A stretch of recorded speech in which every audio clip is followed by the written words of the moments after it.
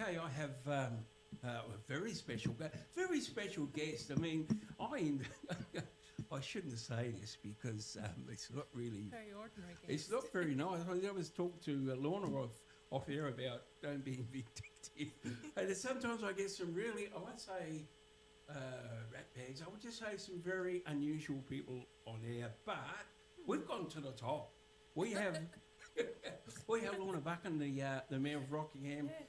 And before I ask Lorna some questions, I just thought I'd say, and I did say to Lorna, I am not politically swayed in one way, but I do appreciate the feedback when I ask a question to Lorna, gets back straight away.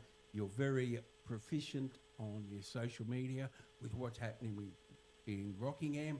I noticed some people ask a question which you have the answer for and you reply to them. And as an elective representative, and I'm just a layman out there, that's all you can ask for. Yeah, I try my best to be able to give the information, like a public service announcement, and then some questions come back and I give the answer.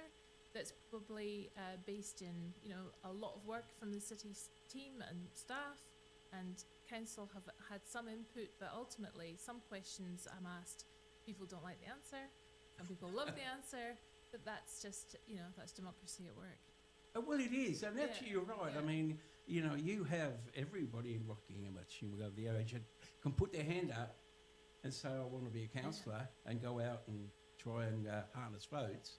So you can do something you want to, but it's so easy to sit on the fence, take pot shots. It's such an easy thing to do. Yeah. Well, I think understanding a councillor's role is difficult as well. There are certain limitations on that role. We have no administrative function. We sit there as a governing board. So if you think about the Governor of Western Australia, he's not in Parliament and he doesn't work for any agencies like Department of Communities. He is a governor, and that's our role as a governing board. The elected members are there to govern, we're not there to do. Okay. So, yeah. So maybe it gives an indication of our role. So we've had a few questions, Lorna, and actually I did like one of the questions was, are you still enjoying the job? And I'll just have a part two to that. Yeah. What do you see as your most enjoyable moment since you've been elected? Well, obviously, living the dream, being here talking to you, Nick. That's so. The role is fantastic. It's a real privilege to be working at this level in my community, in the place I call home.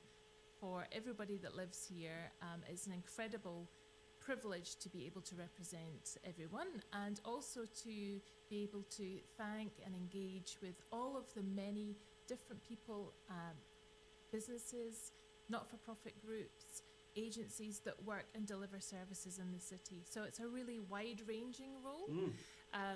For instance, this last few weeks, we've had a big thank you for our volunteer and emergency services. Yeah. We spoke about the Womber fires. Obviously, we were all heavily dependent on those emergency services at New Year. So we got together and we have an annual thank you for them, which was very nice. I've been out to different organisations. There was Baldivis Bells, CWA had a 10th birthday afternoon tea. I got to go out there. So you get to see a lot of good people doing good things, contributing in a positive way to the city. And that is an amazing experience, to be surrounded by all these people with so much positive energy for the city. That's great, isn't it? And again, it sounds like I'm pushing. I'm not pushing the barrow, but I see like one day you may be with the Rockingham Navy, with maybe Roger Cook or whoever, whatever. So they're the higher end, but I also see you at sort of like a. I think I saw one. Correct me if I'm wrong. You also had spent some time at the Autumn Centre. Yes. I try to get around all of our facilities.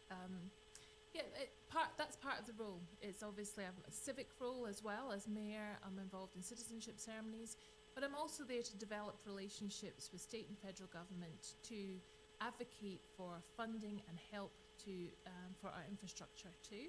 So that involves building really good relationships with those people, the chiefs of staff, their ministers, the ministers' departments, so that when we go to see them, we've actually got a lot of information to communicate to them, which is backed up with facts and figures and the evidence to say, look, we have a genuine need here in the city and we need your help.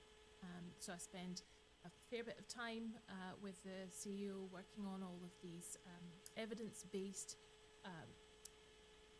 documents that we put forward to government, and the CEO and we visit Parliament quite a bit. I think in my diary I put up, I think I saw 4 ministers last month. So that it's a very busy role, very busy. Just as a random question, Yeah. how many hours do you think you'd put in per week as your job of mayor? Just roughly. Some days I can be up and in work for, say, 8 o'clock in the morning to get ahead of my day, and then I might be working till 7, 8 at night. Yeah. So some days can be quite long. Obviously we have meetings after hours to accommodate councillors who work, and the community can then come to those meetings too. So some days it can be 12, 14 hours, and there's always something on. I do try to make sure that I get some time off, but again, an invitation comes in from a community group, and they want to see their mayor, so it's very difficult to say no. So I pretty much working nearly every day, not 12 hours a day, but obviously, still. but there's still something on. And to have a couple of days off is quite unusual. Even if I can get 1 day off a week is quite unusual. So I may go 4 weeks before getting a day with nothing on. But that's not a complaint for me. I took the role on knowing that, and I want to give the role my absolute best. Yeah. So I'm not going to be sitting there saying, oh, it's too busy. It is busy, that's a fact, but it's not too busy. And obviously I've got the deputy mayor and a great councillor team to back me up as well. And if I'm not available, I know I can rely on those councillors to represent the city too. It's a big job, isn't it? Like, as I say, how many people, how many ratepayers are in... Well, we've got a population of 164,000. Obviously, rates are based on houses. So ratepayers probably, I think, around 60,000 different rate-paying houses. Oh, okay. Yeah, so, but we, under the Local Government Act, we are here to make sure we represent the electors, which is everybody, regardless of whether they voted for me or not. I have to represent them. Yeah. We have to represent people who visit the region too, and people who maybe come here for work and maybe don't live here or pay rates. So that's all listed out in the Local Government Act. So we have a very wide range of people to represent their views. Geez, it must be, I'll tell you, my head would spin. So I think one of the other questions was, it's not self-interest, it just happens to be I walk past this, it's just to the side of 7-Eleven, and as I walk past there, there's builders working on a building. Yes. So those are 2 vacant buildings that the city own. We're actually transforming them at the moment. So it's going to be a new community centre on Council Avenue. So there's going to serve 2 purposes, 2 buildings. One is for Lottery's House. So Lottery's House are currently up beside us, but they're going to move down to Council Avenue. And I've got some facts and figures here to check. So the Lottery's House building will give local not-for-profit groups access to 19 offices and a very large meeting room in a purpose-built facility. And they're expected to move into that new premises in a couple of months. Wow. The other building is going to be Council Avenue Community Centre, and that will provide affordable office and activity spaces for local not-for-profit organisations and community programmes too. So what does that mean? What sort of groups could use it? Well, anybody like a karate or a yoga or a mums and bubs or a local residents group that want to meet, it could be for any of those. So there'll be lettable spaces or rentable spaces from the city. Sorry, they would be what? Did they pay for that? Yes, it would pay to use that accommodation. Yeah, but then that's the same with anyone. Just like on an hourly basis. Yeah. Yeah. Just so that's going to be moving in a couple of months? Yeah. Hopefully by the end of the year, both of those facilities will be open. So that's quite exciting. We did get some funding from the federal government for that, which we're very grateful for, and we got some funding from lotteries as well. Yes. So they're helping out. It's not just the ratepayers that are paying for that. We've got some assistance from federal government. And that's the thing, isn't it? Being a ratepayer, like if you want something, then the money's got to come from. I mean, it's just like everything. You just can't build a park, you know. I know. I mean, somebody's got to pay for. I mean, it's just like anything. You know, you go to the supermarket, you got to pay something. But the other one I had, and I know there's, and I always see it on Facebook. There's always the what have they got? The old chestnut of the corner of Park and Patterson Street. There, where the petrol station was there, and also everybody always asks about what's happening with the Rockingham Hotel. Yeah. And it's... So I had to go back to staff just to check to see what I could and couldn't see. But the Rockingham Hotel site, they have been through some preliminary discussions with the city, with the planning team. So they have submitted plans for an initial review in what they call a design review panel. And they've been given feedback, and now the ball is back with the Rockingham Hotel to come forward with their development application, which we're expecting any day now. So we're really looking forward to receiving the application, and then it'll go through the assessment process where the community will get the chance to comment on that. So the Patterson Road site, they've got some lovely new black railings. Yeah, I've seen them. I was quite pleased that they put them in.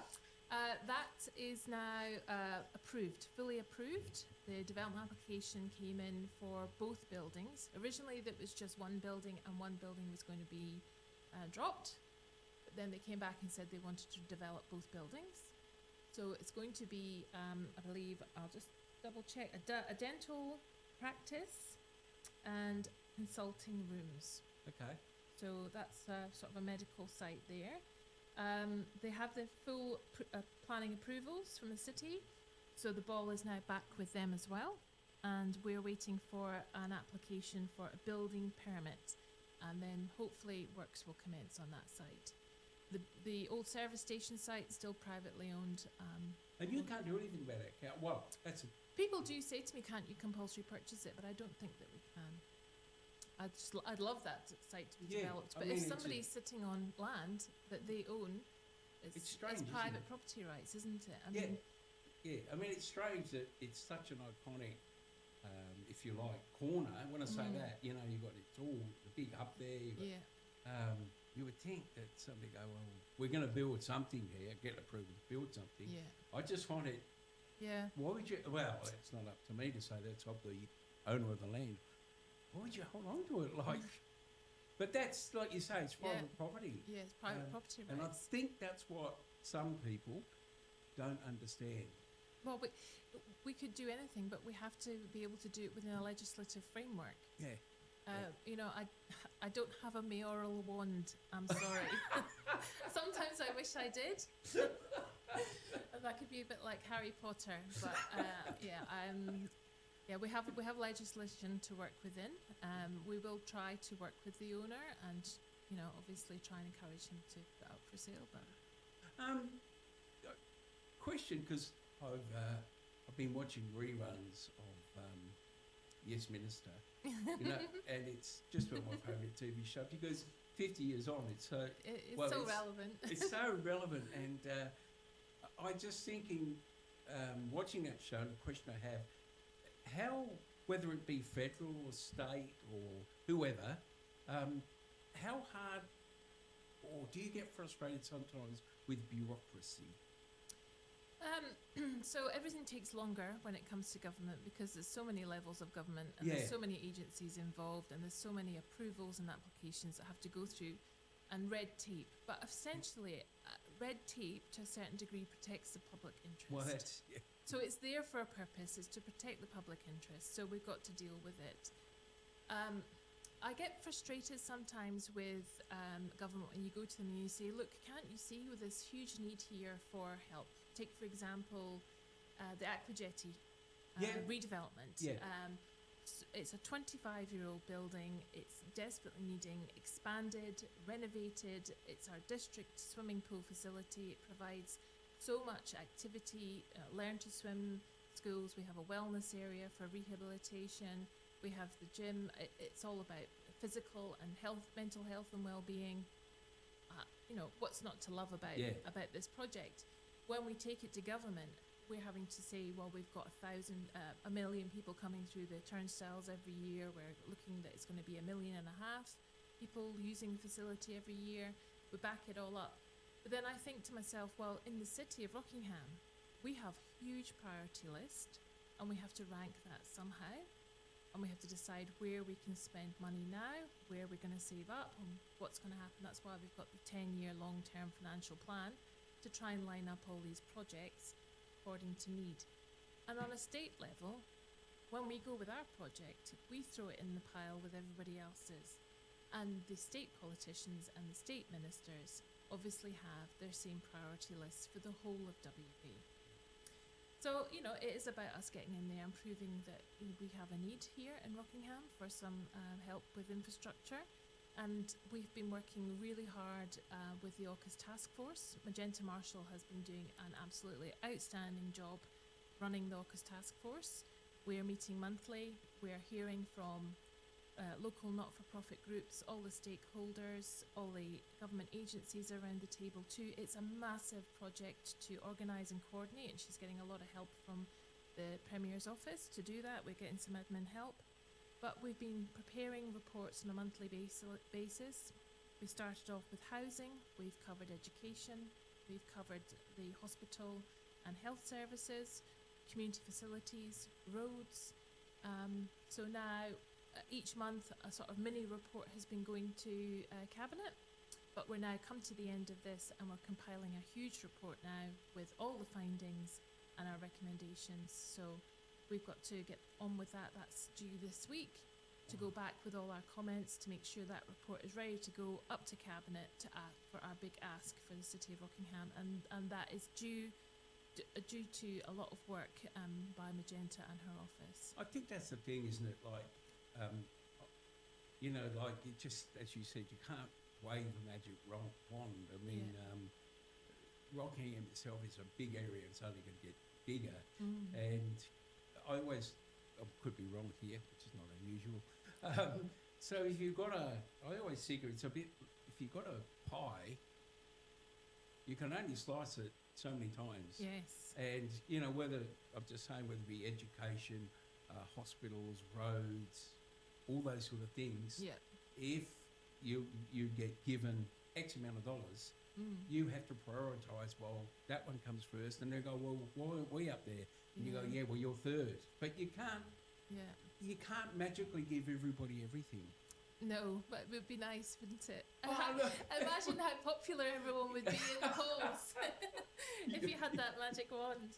And talking of pies, one of the questions that you had was about the rates increases. Oh, yes. Yeah, so before I talk about the rates increases, I just wanted to talk to you about some of the big infrastructure plans we've got for this year and looking ahead. So obviously the Council Ave Community Centre and Lotteries House will be finished by the end of the year. Hopefully so too will be Baldiva's Men's Shed. Yes, I've seen that. So we got big help there from the MLA there, Rhys Whitby. He contributed $2 million to that project, which helped progress it, which was really, we're really grateful at the city that he was able to provide that funding. Obviously the city have done the rest. We've got the Anniversary Park Clubroom redevelopment, which starts in September at the end of the season. With the Rockingham Rams? Yes. So when does it start? September? Yeah, they'll be starting there. Will that just before the other one? Will there be plans so you can see when? Yeah, I'm pretty sure those all of the major projects have a dedicated page on our website. Yep. So that would be good because that's badly needs a redevelopment up there. Because of the increase in participation of women and girls in sport, we're needing to look at doubling up change room space, toilet space, that type of thing. We've also got the Autumn Centre redevelopment, some changes internally there. We're going to open up the reception area a little bit more, some changes to some of the the toilets and make them more accessible, and generally sort of move around the library and the computer area and make it a little bit more open. Yep. And obviously give it a bit of a refresh, because we've got to keep on top of our asset maintenance. We've got Safety Bay Foreshore facility, which is going to be another community centre. So that was the former yacht club site. Oh, right, yeah. Yep, I know what you mean. So the yacht club unfortunately disbanded, and they handed the keys back to the city, which meant that we're now able to run that facility in its new form. So we're currently working with the community to see what they think of our plans and incorporate their ideas into a new community facility there with community rooms for rent, similar to Council Avenue. Yeah. And we have obviously the huge project, which is going to be Aquajetty Stage 2. Yeah. That's going to cost us probably around about $60 million. $60 million. Yeah. Swimming pools aren't cheap. So we are really advocating hard to state government at the moment for assistance and help with delivering that project, because that is a district level facility. It covers more than just the city of Rockingham. It covers probably right down Lakelands, Meadow Springs, and obviously Baldivis is our biggest suburb, the biggest suburb in the whole of WA with 50,000 people. Is that Baldivis? Yeah. Really? Yeah. So it's our year-round indoor swimming facility, and we need more learn to swim space. And as I said, the wellness centre will open up. We need more space just to cater for the number of people using the facility. Just a question, a random question, because I do use the Baldivis facility. And it's a lovely facility. And I just thought, because you mentioned there, it's just a question, this is because you mentioned swimming pools don't come cheap. Is that why they didn't put one in Baldivis Sporting Complex? Yeah, well, a new swimming pool complex would be north of 100 million. Yeah, so it's not even in the 10-year plan to build a swimming pool in Baldivis. You know, because again, as maybe you think, oh, just make up a pool, you know. Yeah, I know. Really? I see lots of claims that we're going to build a pool. Well, you can build anything, but it costs money. I don't know, why does it cost money as long as I have to pay for it? Yeah. And my role as council is to make sure we're financially sustainable. Really? So I can't promise to build a pool in Baldivis unless I can promise to find 100 million. At the moment, I can't find that money. And that's very interesting, Yeah. because the thing is, us voters out there, unless you do some research, and a lot of people don't, which is fair enough, you don't know all these things. Yeah. Like, I did read a little bit of Aquajetty. I didn't know how much it was going to cost, and I was aware of what's happening to a degree with AUKUS, but, to get all those facts and figures and plans, it must be difficult. I mean, Yes. how do you plan for that? I mean, it's... Well, we do that through our integrated planning processes at the city. So we know what facilities we have, we know their age and their state of maintenance. We've got asset maintenance plans too. Where we can band-aid, we'll band-aid, but sometimes buildings become just past the band-aid stage. And we've got two properties like that, which is Safety Bay Yacht Club. Yeah. And the other one is the Wombro Community Recreation Centre. So we're looking for some funding help with that as well for Wombro Rec, I think it's called. Yeah. Rec. Jeez, there's so much, and of course... So they're in planning. They're in planning stage, and we've got Rockingham Foreshore Activity Node, which is an activity centre for the older kids, kind of like skate park type thing. Oh, okay. It's so at the bottom of Wanless Street. Oh, yeah, I know what you mean. So one of the other questions there was about parking. Yes, yes. So there, that area, the Wanless Street car park is going to be doubled in size, Okay. and then we're going to have some more angled bays going north of there. Okay. So that's planning stage for this financial year, and will be billed the following year, design and construction. Do you find it as a guy, it's just and it's not meant to be, what's the word, it's not meant to be detrimental, it's sort of, as you see things like if we build an extra lane on the freeway, which I think they're going to do, which I think is a great idea. Yeah. I'm not trying to be cynical, but sometimes by the time it's finished, the population's grown that much that the lane, you know. Well, how's about we actually allocate more land for jobs here in Rockingham? How's that for a novel idea so that people don't have to travel north on the freeway? Stop the blockages happening in the first place. State government advocating hard for them to release more industrial supply for us so that we can have the industry and the jobs here in Rockingham so people can live in Rockingham and work in Rockingham. So would that be, and I'm only sort of picking these sort of, would it be sort of like Joondalup? Like Joondalup got a police academy, we got a hospital here too, but it's sort of like almost a satellite city, is that what they're called? Yeah, it's a future strategic metro centre. That's Rockingham. That's its official title. But yes, a big city. Like a secondary satellite city to Perth. Yeah, so there's huge opportunities here coming from defence. And I'm not just talking defence serving members. I'm talking defence industry, which is shipbuilding and ship maintenance and sustainment. There's a lot of contractors going to be involved in that. It won't just be the big players like the Babcock or the BAE or Rolls-Royce.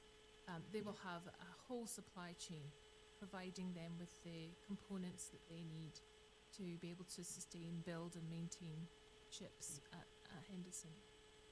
So why can't we have the factories or the facilities here? You know, like I'm only, it's Joondalup, 35, 40 k's from the city, roughly, I would think. I mean, Rockingham's what, about 45? 45. Yeah. 45, so really, what's 5 k's between friends, but I mean, and I'm not knocking Joondalup. Actually, mind you, did drive through there yesterday, and this is not anti, I'm just saying, I drove through there yesterday, and it reminds me of a city that they pack up overnight and roll out of a morning. It's just, it seems to me a little bit soulless, you know, and that's just my opinion. I mean, people go, oh, you're saying, but I think Rockingham's already got a bit of a soul to it, and we've got the beach here.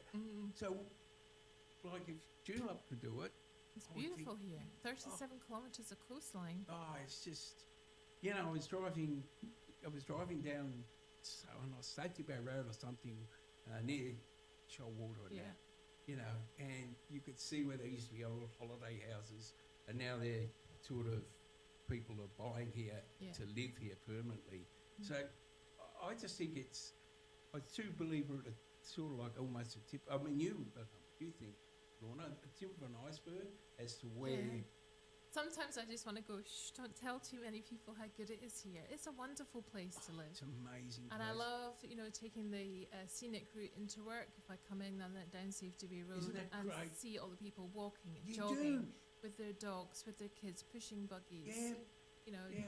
It's amazing to see the whole coast come to life. Well, it is, and it's such a great drive because, you know, if you want to go to Port Kennedy or something, you can take that tourist drive, and it takes a bit longer, but like you say, you see all the scenery, and you know, we live in a great place. I don't, you know. And if I'm not in a hurry, I'll do Shoalwater as well and take the really long route. But no, past Mersey Point. So what's been, you know, like? You wanted to talk to me about rates, so didn't you? There's one question that's right. on that. Yes, the average rates increase for the upcoming year. So rates is a multiplier. So rates is based on the GRV. Have you heard of that? Gross the GRV, rental value. gross rental value. Gross rental value is decided by the Valuer General. Yeah. And we have a revaluation every 3 years. Chances are, if your property has gone up in value, then your neighbours has as well. So overall, there's an uplift in the value. So that's one half of the calculation. The other half is what we charge in rates is called the cents in the dollar.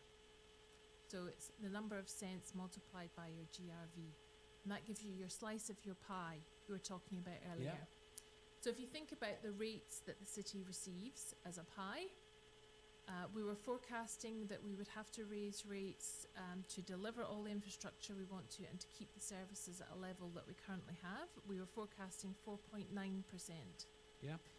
But we worked with the staff. We had 2 months of budget workshops, and we were able to get that down to 4.58%, which in this climate, I think we did a really super job. Yeah. Other similar cities, like you mentioned, Joondalup, they were over 6%. Oh, will they? And Wanneroo was the same, yeah. So, and they're similar in size and nature to us. They're a major strategic outer metro centre with a growing population and an increased need for infrastructure delivery. And obviously, more people move in, more people need to service those people.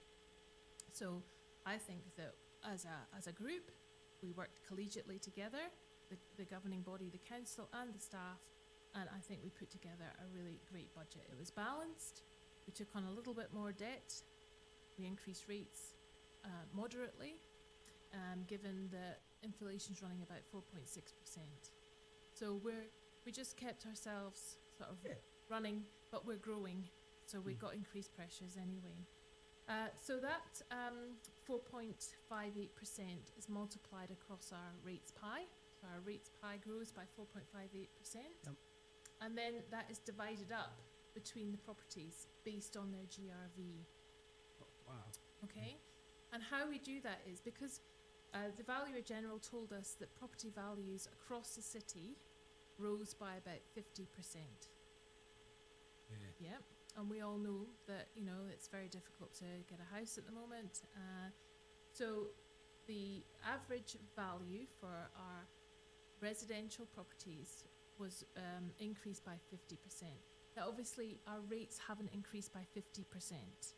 No. Because the rates in the dollar, we adjust that to make sure that we only apply 4.58% increase across the whole pie, which is the rates pie for the city. Okay, so last year, the cents in the dollar were 8.6 cents in the dollar. This year, we reduced that to 6.2 cents. Oh, sorry, it's 2 points. So to take account of the increase in the values, that's the multiplier. It can be a little bit difficult to explain, but absolutely the city has only increased the rates by 4.58%.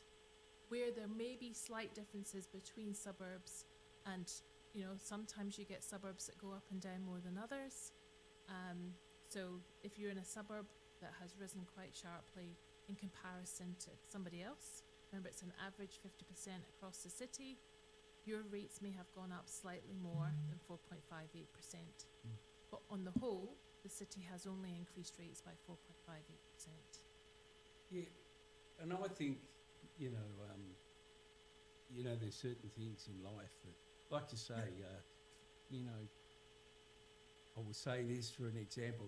I live in a complex, and with a lot of people more mature, age-wise more mature, and we have a yearly. They have a yearly budget, and they say what the money's been spent on.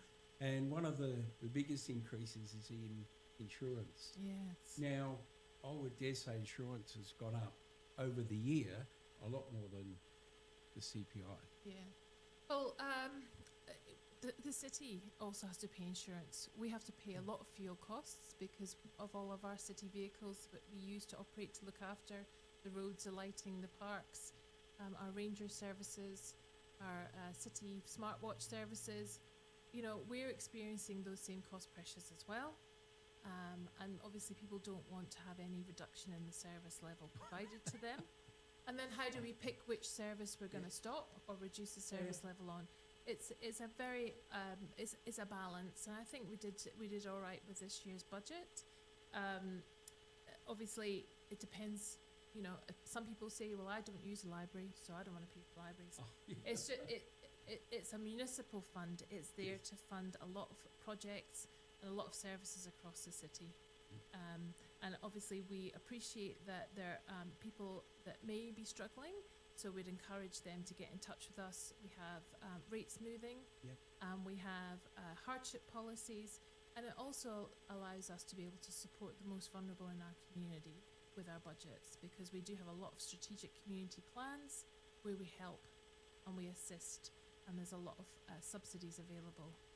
We have senior subsidies for CCTV cameras, for instance, or health aids. You know, you need a shower chair or something like that. We'll subsidise that. So your rates are going in, and it's paying for a lot of activities within the city. But we also remember that we're supporting the most vulnerable as well. And really, if you step back, you know, whoever is in Rockingham City Council, whoever is in there, so this is not a, you know, if you go down to the foreshore at Rockingham or you go to the park near Spill the Beans Cafe and you look out and there's a lawn there and I've never seen it overgrown with weeds. Yeah. And I think someone's got to pay for that to keep the upkeep. But people just assume that it's going to be like that all the time without any cost involved. And I just think it's really important that we realise that there's a cost involved, you know. Well, we get some feedback from the community through our annual resident survey. So we employ a consultant to randomly pick from our rates roll, and they're sent out a questionnaire.